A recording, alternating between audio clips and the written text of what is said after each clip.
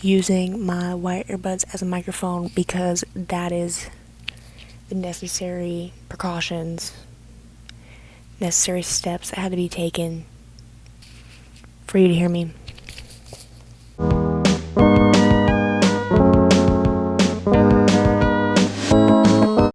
What does a white man know about women? I don't know. But Riley Sager loves to write about them.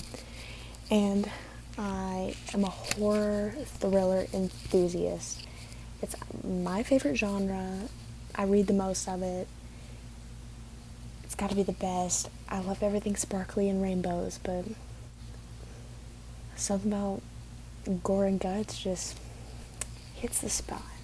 I'm incredibly passionate about things that I love. I love Riley Sager. Riley Sager's my favorite author. Every book that he's written has just absolutely hit for me. So I'm going to talk about what I'm passionate about, and that's books, horror, and Riley Sager.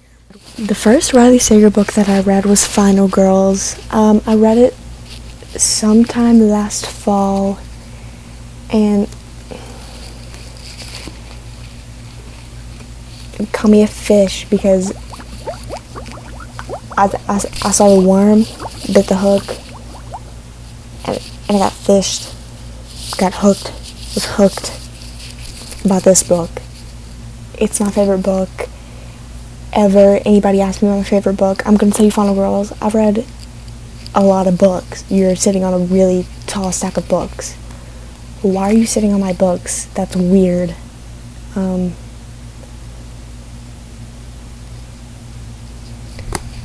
I'll just forget about it. This book is about a girl named Quincy. She is the only survivor of a massacre. Her and her friends were staying in a cabin, and they all died. They were all murdered, and she was there. She witnessed. She survived. She doesn't really remember what happened, so throughout the book, we find out what happened as she slowly remembers. And a tragedy has struck in the Final Girl community. There are only a few other Final Girls in the country, and she connects with them, but soon something happens. Gotta find out. Who you think you can trust, you can't. This is the best twist ever written. Okay, this is the first twist that I ever read that just had me glued. My hands. I got this book surgically. I got this book surgically attached to my hands, so I'm reading it all the time. But I got a special surgery where I can move the book every now and then. Actually, what I did is I got a magnet put into this book, and then a magnet in my hand, so it can just like do this when I want it to, but I can still pop it off. That's what happened. The next book in my stack, the Riley Sager books. Maybe I should have done these in some kind of order. I didn't, and it's already too late. I'm ready to talk about them. So, the next one is The House Across the Lake by Riley Sager. This book is definitely different from the rest. I think all of his books could happen, but I don't think this could happen. In this book, a girl named Casey, her husband is dead, and she's an alcoholic, and her family has a lake house, so her mom convinces her to go to the lake house to stay, try to get sober. That doesn't happen, and she's seeing some things in the house across the lake. House across the lake has this huge window, and there's this couple living there, and she sees some things going on, but it's hard for her to know if that's real or she's just drunk. She has some neighbors around to help her figure it out, and sure enough, she figures it out, and it's an incredible twist. Riley Sager couldn't write a bad twist. If he tried, I really don't think he could. This book is incredible. Every Riley Sager book I've ever read is 5 stars, except for one, which I'll go ahead and talk about that one. This is the only not 5-star Riley Sager book. Sorry, Todd, but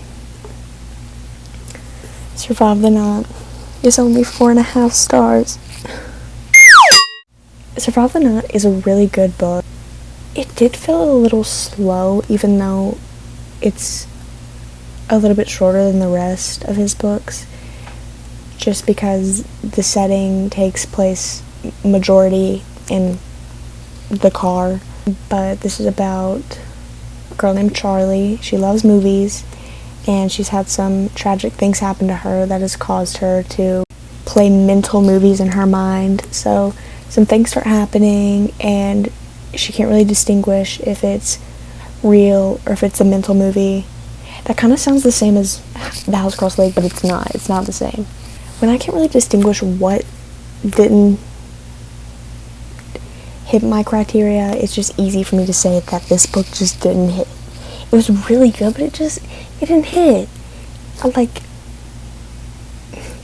It didn't grow arms and punch me in the face or anything. It just kind of, did its book thing and let me read. It wasn't like, I'm good, It was just, it didn't prove to me nothing. It was just good. It wasn't like, I love you, Riley Sager, even though I do that every day I wake up. I go, I love you, Riley Sager. But it's not because of this book, it's really good, but it's not face punching good.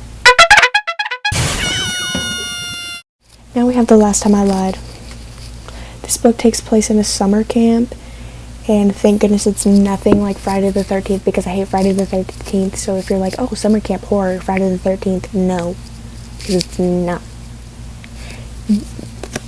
This one might need a reread, a good refresh. All that I know is Emma is kind of haunted in a way by her past, and her past really impacts her present. I do remember who ended up being the antagonist. I don't remember how or why. But this book was 5 stars. It's good, I promise. I mean, you just have to read it for yourself to find out. Home Before Dark. I don't really get scared by books because, I don't know, just something about reading it, and it's not actually being seen by my eyes, it's being played out in my head. I just don't get as scared. But this book, it scared me, it freaked me out. This book is about a girl named Maggie. Her father is dead, and he wrote a book about the house that they lived in for a while, and it was haunted. But she doesn't believe that it was haunted because she doesn't remember anything from that time because she was so little. Once her dad dies, she's going to the house, gonna sell it, but while she's living there, some spooky things start happening. And the end, it's perfect. The twists that happen in this book are gross and scary and twisted, and I loved it. I think her name is Miss Pennyface or Miss Penny Eyes or something. She's so scary. She's scary. I don't like her. And anytime that Julie Andrews song plays on that record player, I start looking behind my back, making sure nothing's there to get me, because it scared me. Lock every door. Even though Final Girls is my favorite book, probably just because it was the first book that really got me hooked, I do think this book is better. This book was grosser, and the twist scared me more. It's even better than Home Before Dark. It's about a girl named Jules. She's being paid to live in this really rich apartment at the Bartholomew, which just seems too good to be true, and it is. She meets some people who are also being paid to live in this apartment, and some things just don't seem right, and guess what? Things aren't right. The twist in this book and the gruesome truth of this book was exactly what I just said to describe it. It was gruesome, it was gross, and I didn't like it, but I loved it. there are some pretty sad parts of this book and some twisted parts of this book and creepy and gross parts of this book, which is my favorite thing about Riley Sager, because most of his stories leave me feeling that way, but not in I wish I didn't experience that kind of way, but in a wow, this is literally pure art kind of way. And this book is absolutely top of all of that. That is my opinion on every single one of Riley Sager's books, and you need to read them all because, in my opinion, Riley Sager is the best author ever. Todd, I love you, and Taylor Swift is still on tour, so if you want to go again, then you can buy me a ticket and I'll go with you, but I can't buy the ticket because I'm not a New York Times bestselling author, and you need to buy me another ticket so we can go and we can find a ghost and beat it up, and then you can write a book about it, and it will be extra awesome because it'll be right after a Taylor Swift concert, because I know that you went and you talked about it in that one podcast. I'm a really big fan. I love you.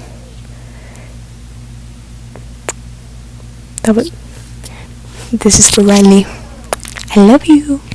I love you. That was kind of weird, but moral is I'm a really big Riley Sager fan, and if you love anything spooky and you like to read, definitely pick up one of his books because you won't be disappointed. Every Riley Sager book is top notch, and they all hit, except for that one, but it doesn't count because it was still really good, even though it didn't punch me in the face. Thank you for listening to me fangirl for about 15 minutes or so. So make sure to like it and comment. Maybe tell me your favorite horror author, or if you do or don't like Riley Sager, maybe some of your opinions on Riley Sager, and maybe your favorite Riley Sager book. If you want to listen to me ramble and fangirl, or maybe hate on some books, subscribe because I will. I definitely got some things to say about books. And if you're like, why wasn't she looking into the camera at all?